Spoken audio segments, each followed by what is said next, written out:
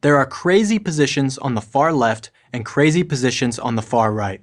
On the left, there are people who believe a man can get pregnant, that the world is going to end in a decade if we don't cap carbon emissions, that the real purpose of the American Revolution was to preserve slavery.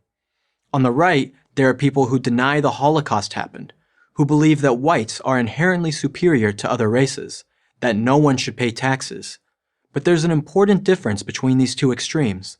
The crazies on the right have no voice. They are shunned. They live mostly on the far fringes of the internet. The crazies on the left have a loud voice. They are celebrated. They live in the halls of Congress, in state legislatures, and in governors' mansions. In light of this distinction, it might be interesting to ask ourselves this question: which group, the left or the right, is more radical? We can arrive at a common sense answer by posing this thought experiment. What would America look like if the left got everything it wanted, and what would America look like if the right got everything it wanted? Let's start with the left. Taxes would go up on individuals and corporations to pay for more social programs. Everything from universal childcare to free college tuition. Many on the left call for income taxes as high as 70%. Private health insurance would be abolished. The government would provide all healthcare services. Everyone in the medical field, from doctors, nurses, and administrators, would be government employees. Americans would pay for this government healthcare through much higher taxes. Illegal immigration would be decriminalized. It would still be illegal to enter the country without proper documentation, but no one who made it into the U.S. would be prosecuted for doing so. Illegal immigrants would also receive free healthcare, free education, and free housing. The Green New Deal would be adopted. Hundreds of billions of dollars of subsidies for wind and solar power would be added to the federal budget.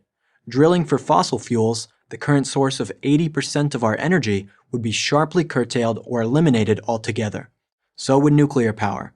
As a result, consumers' electric bills would be much higher.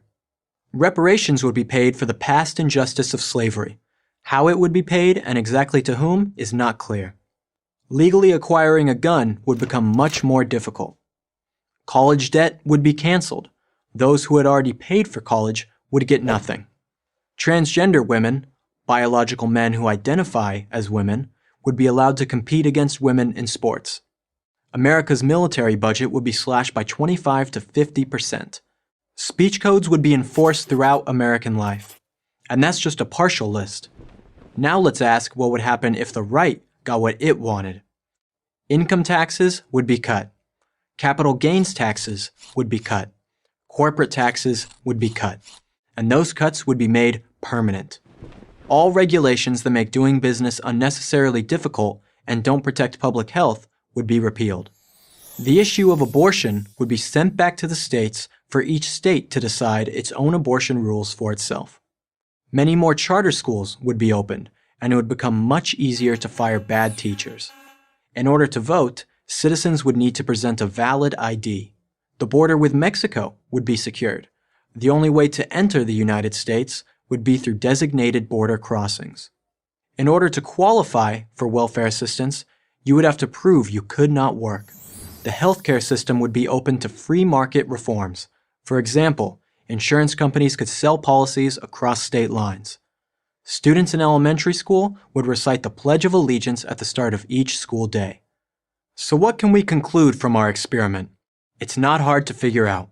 If the right got everything it wanted, the government would get much smaller. The citizen would have more freedom. If the left got everything it wanted, the government would get much bigger. The citizen would have less freedom. You're not radical if you want America to be what it's always been, committed to individual liberty.